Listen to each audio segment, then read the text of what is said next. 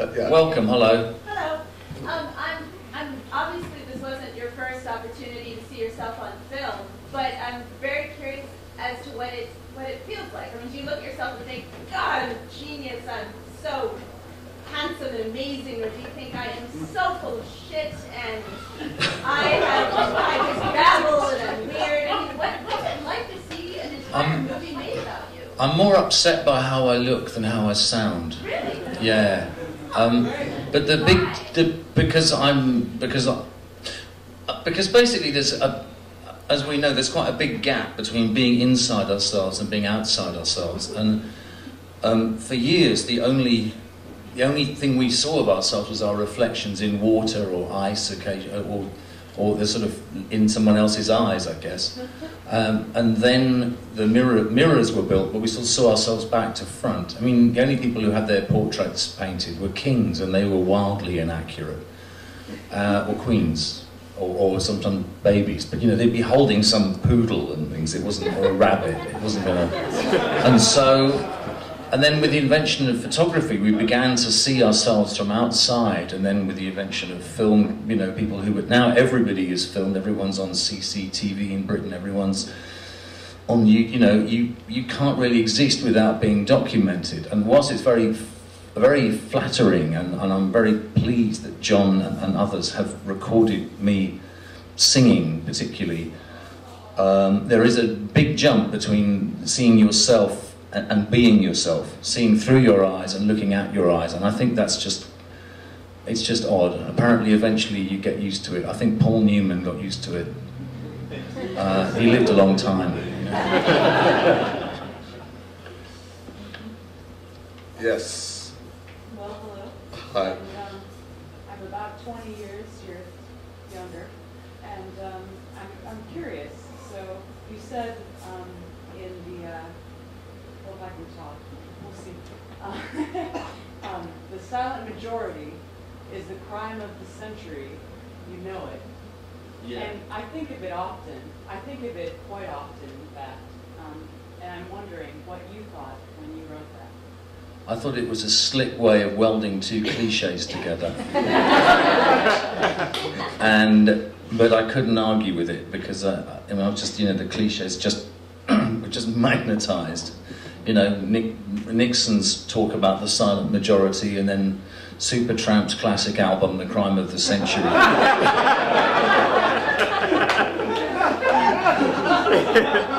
and the consensus that the one has with the other, you know. That, of course, this is all done on behalf of the silent majority. They cannot speak for themselves, so Richard Nixon or the Pope or whoever it is speaks for them. And that was it, really. I mean, I just looked sort of rather breathlessly at it and thought, wow, well, there's an expression. As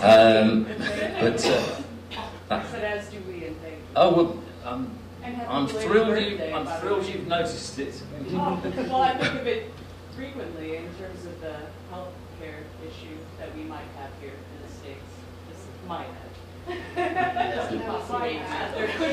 Well, the issue's been there quite a long time. You mean the resolution of the issue? The positive outcome. Yeah, there's a lot of sensitive there. Yeah. Yes. So, thank you. Hello. Two hands. Shall we go for? Let's start at the back and work forwards. I love the inclusion of the technical difficulties and the lyrical problems during the concert. Was there a discussion in film where you can go and take different clips and make everything perfect? Was there a discussion about whether to keep them? Oh yeah, definitely. There was a discussion. It was going on. Well, I don't think there was any question really. The whole way that I thought about the film was that it was the truth of Robyn in performance. I didn't want it to be, you know, the great kind of. You know, there are no crane shots. We don't have a crane. It's trying to be as loose as possible. Just seeing, you know, what you see is what you get. And there actually were two wire problems, I think. But we just felt that the whole way Robyn responds to the situation is great. You know, it's all part of the concert. If you cut them both out, you would actually have lost something. I agree. And We cut out the second one, didn't we? Yeah, Isn't there one in I'm Falling? that's right. Yeah, yeah. But at that point, you're going, oh, for Christ's sake. But this, Because I'm Falling so nice that we did cut it. yeah.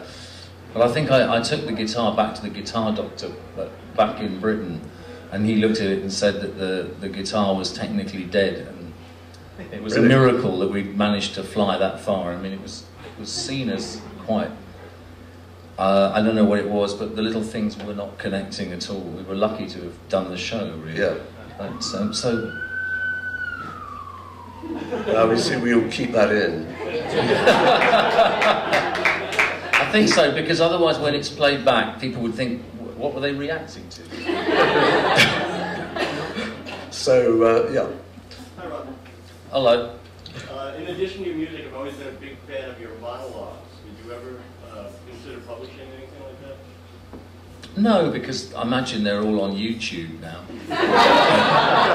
Or they're on, you know, the file sharing thing that people keep, and so anyone who wants to hear them probably can. And I think also, you know, they're fun because they're spontaneous. I haven't done them before, and I won't do them again, and I don't think about them. So it's fun, you know, assuming they work at the time. They're like little sort of word solos, and yeah. So no, but I mean, I think there's an awful lot of them about. Tim and Terry actually was saying that this 12 concert trip, you know, nothing was ever, the monologues were just not the same. I mean, they were constantly surprised all the time by the inventiveness of this man. That's great, but I mean, the songs were the same. And one of the nice things about this show, and I've never done this before, and it hasn't been very long since, but we did exactly the same show for 12 gigs across the States. And if you're familiar with my stuff, you'll know I like to change it every night or whatever.